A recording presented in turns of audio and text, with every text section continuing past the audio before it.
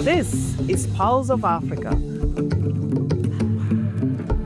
the face and voice of Africa. The story of resurgent and burgeoning Africa is here, only on the Pulse of Africa channel.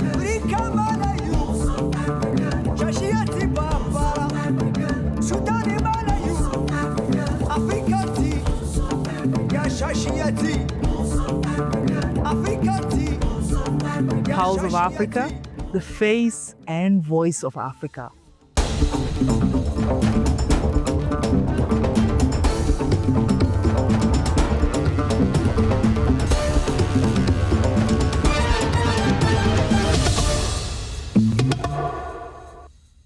Hello and welcome. I'm 𝐄𝐥𝐤𝐢𝐵, your host for this hour's news.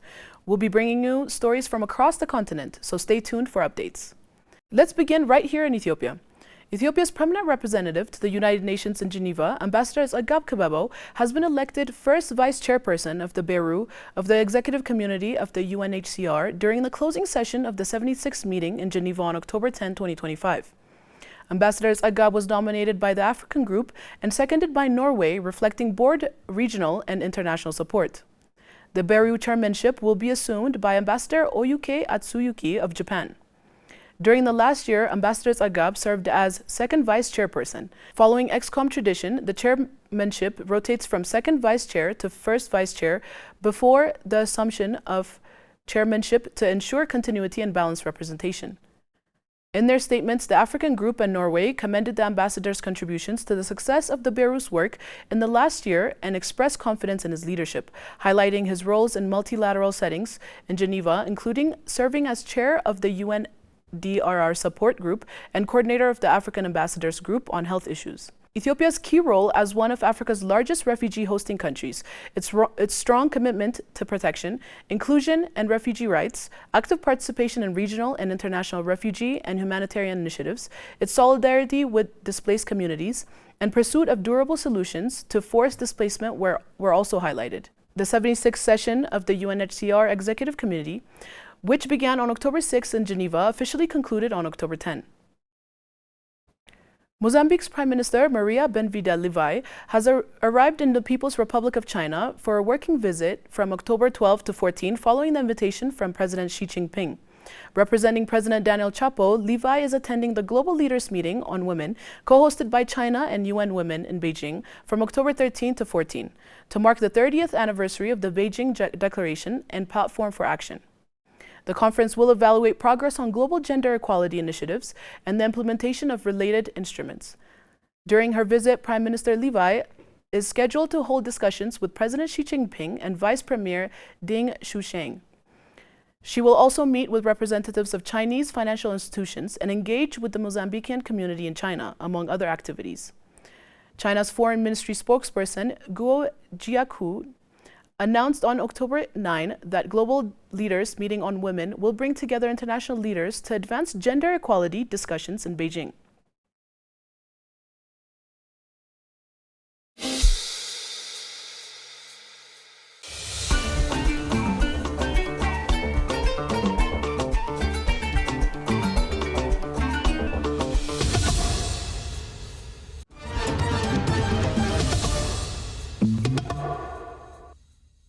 Cameroon's electoral body elections, Cameroon, said Friday that over 8 million people have registered to vote in the country's upcoming presidential election. The voters include 3.7 million women and 4.2 million men. ELCAM said in a statement, adding that vote will take place on the Sunday at over 31,000 polling stations nationwide. 12 candidates, including incumbent President Paul Biya, are competing in this election. More than 6.5 million people voted in the country's last presidential election in 2018.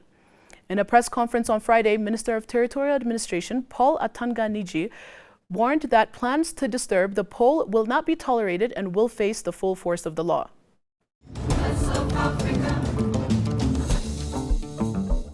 When European colonial powers arrived in Africa, they took control of the narrative. Hair was never just aesthetics. Hair is not just hair. It's memory, it's resistance. A living archive of identity, status, and belonging. This is more than a trend. This is a movement. Amasunzu signified strength, bravery, and coming of age. We are still here. These art forms are vital to cultural identity.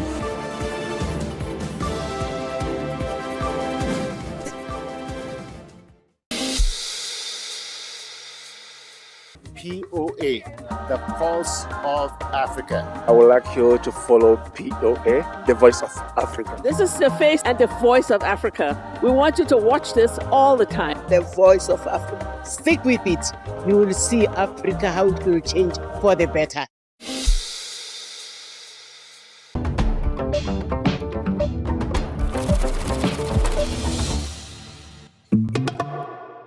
Now to business news. Botswana has enforced a new rule requiring mining companies to sell a 24% stake in new concessions to local investors if the government chooses not to buy the stake, its mines ministry said on Friday. The rule was proposed last year as a part of draft legislation, but the government had not said when it would take effect. The Mines and Minerals Act previously gave Botswana government the right to buy a 15% shareholding in any mining concession upon being licensed, with an option for a higher stake in diamond projects. The southern African country is the world's top diamond producer by value and an emerging copper mining hotspot.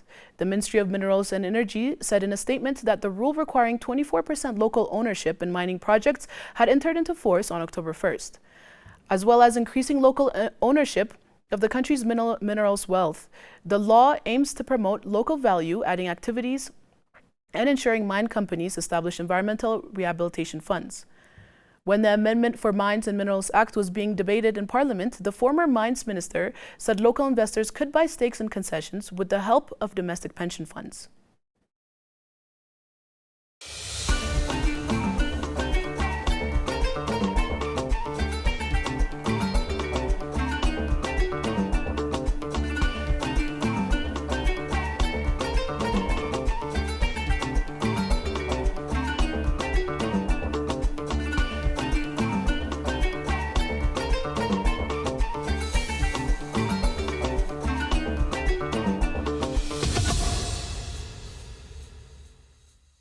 We wrap up tonight's news in Morocco, where King Mohammed VI is calling for faster reforms to boost job creation, improve public service, and close the gap between regions. The king made the call in a speech at the opening of the country's parliament. Morocco is a constitutional monarchy where the king sets the major policy direction implemented by the elected government. The king said that there should be no inconsistencies or competition between the country's national flagship projects and social programs. He urged a faster implementation pace and stronger impacts from the next generation of local development programs, which he asked the government to prepare in July. Priority areas include job creation for young people and tangible progress in the education and health sectors, as well as local rehabilitation policies, he said. Next, let's check the current weather forecast.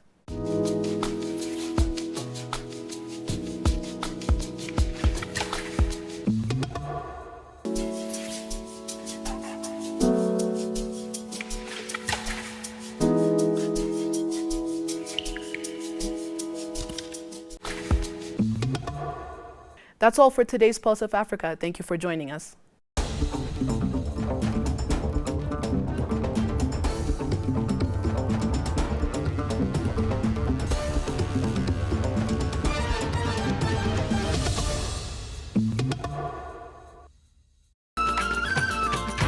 This is Editorial from Pulse of Africa, the voice and face of Africa. Beyond the headlines, narrative sovereignty. Why Africa owning its story is the key to a prosperous future. For generations, the narrative of Africa has too often been penned by outside hands, crafting a story of a continent defined by its challenges rather than its triumphs. This persistent, one-dimensional portrayal of poverty, conflict, and disease has done more than just shape global perceptions, it has inflicted tangible economic wounds.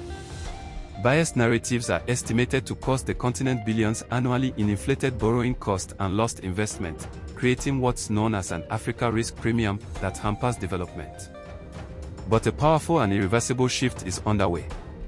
Across the continent, a vibrant chorus of voices, from tech hubs and film studios to boardrooms and civil society, is seizing the pen, determined to write a new, authentic chapter for Africa.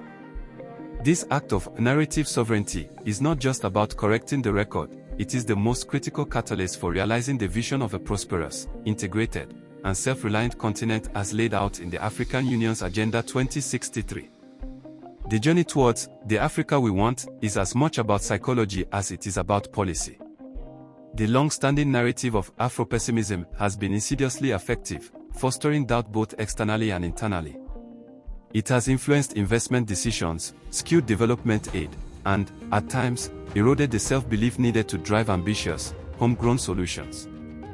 However, a rising tide of Afro-optimism, built on tangible progress and a forward-looking vision, is providing a powerful counter-narrative. This isn't blind optimism, it's a confidence rooted in the reality of a continent on the move. Today, Africa is home to many of the world's fastest-growing economies and is a hotbed of innovation, particularly in the fintech sector. This new narrative is being written daily in the success stories of African entrepreneurs who are solving local problems with global ingenuity. These stories of resilience and creativity directly challenge the outdated basket case caricature and demonstrate a continent brimming with potential. The cultural arena has become a powerful front in this narrative revolution. The global explosion of Afrobeats has done more than just top charts, it has exported a vibrant, modern African identity to the world. This cultural renaissance is crucial. It fosters a sense of shared identity and pride within the continent and presents a multifaceted, dynamic Africa to the world, moving far beyond the simplistic and often negative portrayals of the past. Embracing this new narrative is central to achieving the goals of Agenda 2063, which envisions an integrated, prosperous, and peaceful Africa driven by its own citizens. When we tell stories of African doctors leading groundbreaking research, of engineers developing renewable energy solutions, and of young leaders advocating for climate justice, we are not just reporting facts, we are building the future.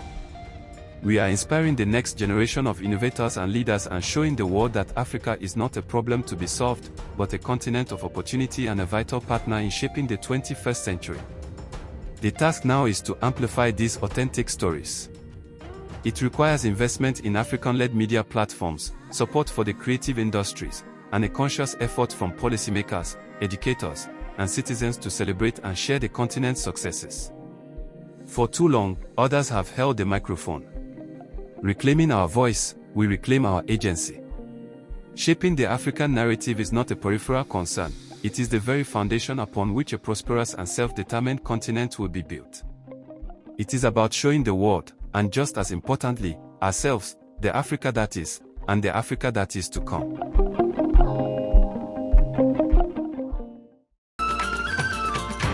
This is Editorial from Pulse of Africa, the voice and face of Africa.